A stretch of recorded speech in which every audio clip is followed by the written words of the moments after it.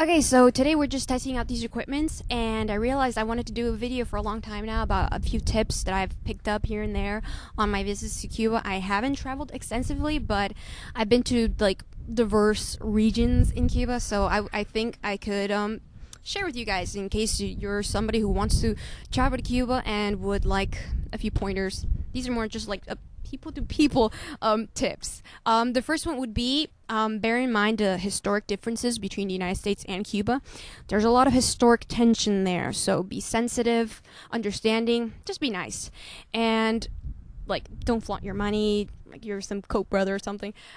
Just generally be a nice and understanding person. That way you don't harm any sensibilities out there. And you don't contribute, you don't become that stereotypical tourist that gets in everybody's way, acting all cocky and stuff. Just be nice, and they'll be nice to you back. Because human beings are very, very like nice to each other generally. Cubans really want to receive you, so if you're nice, you're gonna get some really good treatment there. Take cash. I know that now because of the new diplomatic. Whoa, there's a lot of wind there. Because of the new diplomatic relations, some credit cards are going to be made available. Just skip that. I was there. I think it was last year or 2 years ago. I'm not sure. And I tried some cards, and I've heard stories of people. There aren't that many ATMs. Just take cash. I mean, it's not like the restaurants have. Will be able to receive your plastic. So just take cash. It's the easiest way. Obey the laws. Definitely. I would definitely say that you have to obey the laws, because if there's some pedophile out there or murderer that is planning to take to turn Cuba to their own little playground and act like it's all Sin City and everything's okay, forget about it. You're gonna get caught, because detectives are really, really good, and you're probably gonna rot in jail because of that. So anyways, okay, I would say tip number 3 is learn to differentiate the differences between the different types of Cubans. There are some that are around the tourist spots that want to make money. They'll offer you different services, guides and stuff. They're just doing their business there. But learn to tell the difference between a Cuban who's working to serve tourists and another one who's just being nice. Cubans are very, very hospitable. And if you offer somebody money who was just being kind-hearted, you could offend them. So learn to tell the difference between someone who's working and someone who's just being a nice neighbor.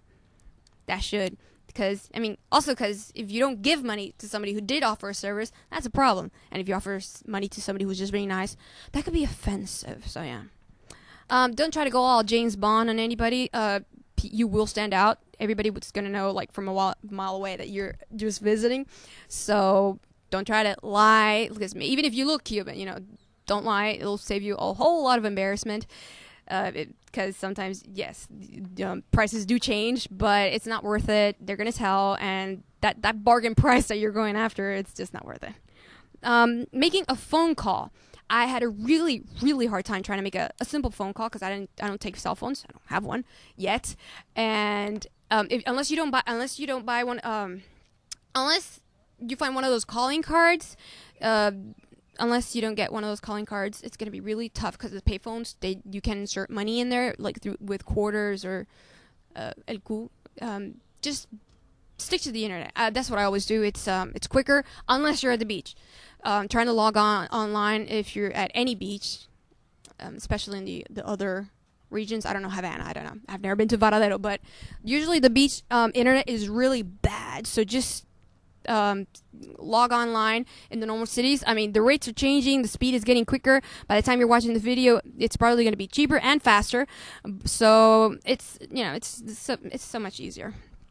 Cuba is safe. It's definitely safe. I would say it's the safest. Not just me. I mean, the statistics are out there. You just got to look at the numbers. It's the safest region in the Caribbean and South America. So I would definitely recommend just using common sense. You don't need to take any special precautions or anything like that. It's a safe island. Not Sin City, all right, but it's definitely safe. And so don't worry about it. Don't worry about anything. Just use common sense. What else? Driving. Ooh, you should definitely, if you're renting a car, don't speed. I mean, obviously, don't drink and drive, but I'm talking about speed. See, Cuban roads, they could be a little tricky sometimes. You could be just like normal in a cement, brand new paved in road, and all of a sudden you're driving on sand or rocks or something. I don't know in Havana, but in the other provinces, it can be really tricky. So don't speed. Just be very prudent and drive like if you were in Miami. You know how we drive defensively here, so that if you've been driving around in Miami, it should be just the same. It's no big deal. Okay. Certain things are still illegal, and I'm glad they still are, to bring into the country. So also look that up in case you're bringing in wireless microphones. Don't always take the cable like I'm using right now. Use the cable microphones. You know, like if you're going under the license of journalism and stuff. Don't bring porn. Don't bring drugs. Any weird satellite transmission TV stuff, like, don't get weird. I mean, if you're not going as a normal, I can't say tourist, right? Tourism is still not permitted. But if you're just gonna visit the island for any weird activities, you should first contact any office, because if you plan to do anything weird, subversive, or strange, it's not gonna be a really nice trip, anyways. Drink bottled water.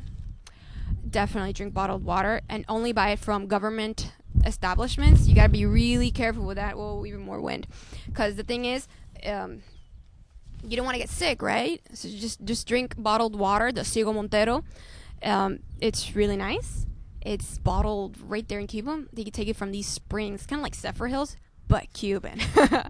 Anyways, I mean, you don't want to get sick on the time you're being there, because, you know, there's just so much natural beauty to take in, the rich culture, because, you know, we're neighbors. So just stay healthy so you can take in all that beautiful island, that natural splendor, untainted by human waste, you know, because, you know, here in Miami, we've got so much garbage piling up on us. All right, I think understanding, being legal, staying safe, using cash, no trafficking. Yeah, you know, just be a decent traveler. Just stay within the actual license you were given. Like, if you're gonna do business, you can't. But like you can't just use your common sense and enjoy the island, because the most probable thing is that some things are going to change. And yes, it is time is running out to experience this magical island. So I hope this video works. I hope it's, yeah, because like I said, we're testing out the microphones here. Totally legal. I can totally take this to Cuba because it's wired. Yeah, definitely. Stay healthy. Enjoy your stay there.